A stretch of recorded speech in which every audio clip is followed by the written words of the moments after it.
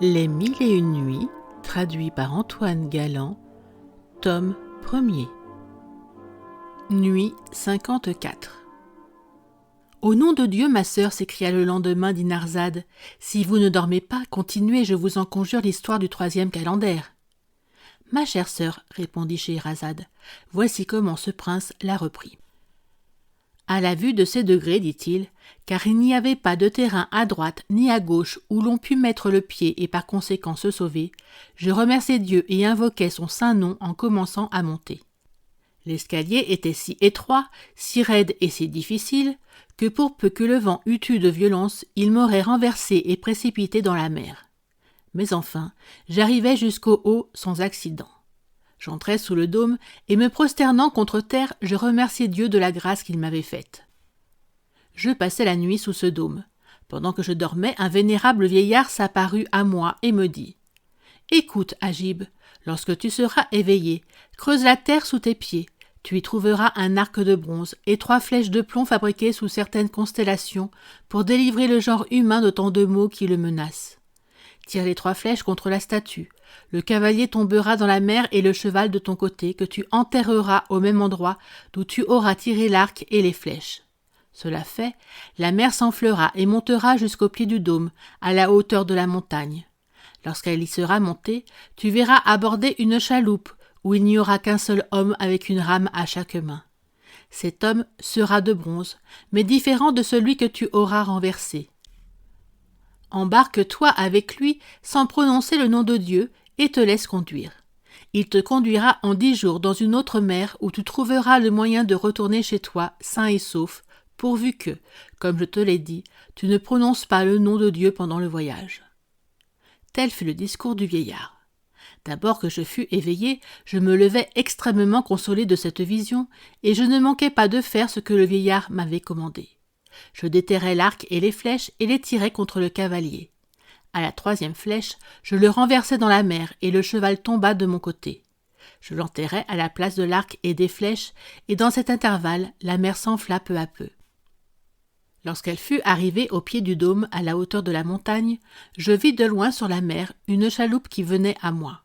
Je bénis Dieu voyant que les choses succédaient conformément au songe que j'avais eu. Enfin, la chaloupe aborda, et j'ai vu l'homme de bronze tel qu'il m'avait été dépeint. Je m'embarquai et me gardai bien de prononcer le nom de Dieu, je ne dis pas même un seul autre mot. Je m'assis, et l'homme de bronze recommença de ramer en s'éloignant de la montagne.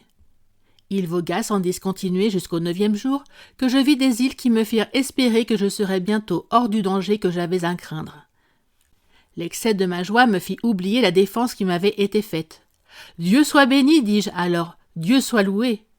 Je n'eus pas achevé ces paroles, que la chaloupe s'enfonça dans la mer avec l'homme de bronze. Je demeurai sur l'eau et je nageai le reste du jour du côté de la terre qui me parut la plus voisine. Une nuit fort obscure succéda, et comme je ne savais plus où j'étais, je nageais à l'aventure.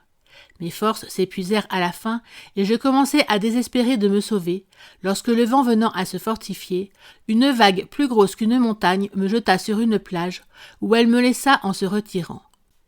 Je me hâtai aussitôt de prendre terre, de crainte qu'une autre vague ne me reprît, et la première chose que je fis fut de me dépouiller, d'exprimer l'eau de mon habit et de l'étendre pour le faire sécher sur le sable qui était encore échauffé de la chaleur du jour.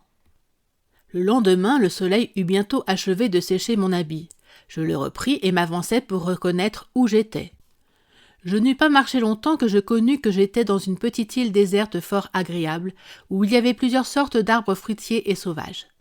Mais je remarquai qu'elle était considérablement éloignée de terre, ce qui diminua fort la joie que j'avais d'être échappé à la mer. Néanmoins, je me remettais à Dieu du soin de disposer de mon sort selon sa volonté, quand j'aperçus un petit bâtiment qui venait de terre ferme à pleine voile et avait la proue sur l'île où j'étais. Comme je ne doutais pas qu'il n'y vînt mouiller et que j'ignorais si les gens qui étaient dessus seraient amis ou ennemis, je crus ne devoir pas me montrer d'abord. Je montai sur un arbre fort touffu, d'où je pouvais impunément examiner leur contenance. Le bâtiment vint se ranger dans une petite anse où débarquèrent 10 esclaves qui portaient une pelle et d'autres instruments propres à remuer la terre. Ils marchèrent vers le milieu de l'île, où je les vis s'arrêter et remuer la terre quelque temps, et à leur action il me parut qu'ils levèrent une trappe. Ils retournèrent ensuite au bâtiment, débarquèrent plusieurs sortes de provisions et de meubles, et en firent chacun une charge qu'ils portèrent à l'endroit où ils avaient remué la terre, et ils y descendirent, ce qui me fit comprendre qu'il y avait là un lieu souterrain. Je les vis encore une fois aller au vaisseau et en ressortir peu de temps après avec un vieillard qui menait avec lui un jeune homme de 14 ou 15 ans, très bien fait. Ils descendirent tous où la trappe avait été levée, et quand ils furent remontés, qu'ils eurent abaissé la trappe, qu'ils l'eurent recouverte de terre et qu'ils reprirent le chemin de l'anse où était le navire, je remarquai que le jeune homme n'était pas avec eux, d'où je conclus qu'il était resté dans le lieu souterrain, circonstance qui me causa un extrême étonnement. Le vieillard et les esclaves se rembarquèrent, et le bâtiment remis à la voile reprit la route de la terre ferme. Quand je le vis si éloigné que je ne pouvais être aperçu de l'équipage, je descendis de l'arbre et me rendis promptement à l'endroit où j'avais vu remuer la terre. Je la remuai à mon tour, jusqu'à ce que, trouvant une pierre de 2 ou 3 pieds en carré, je la levai et je vis qu'elle couvrait l'entrée d'un escalier aussi de pierre.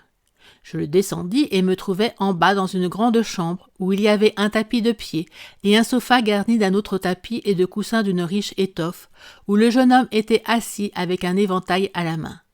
Je distinguai toutes ces choses à la clarté de 2 bougies, aussi bien que des fruits et des pots de fleurs qu'il avait près de lui.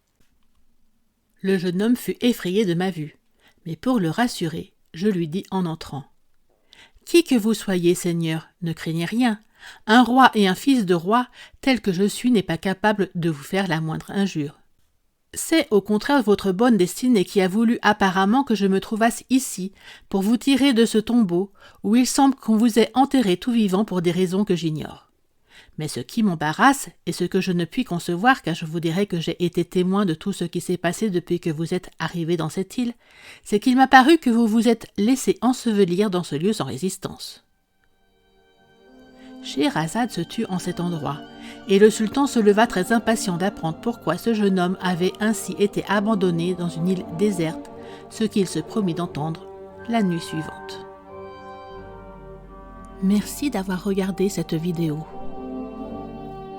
Afin de me soutenir, n'oubliez pas de liker la vidéo en cliquant sur le pouce et abonnez-vous à la chaîne, c'est gratuit.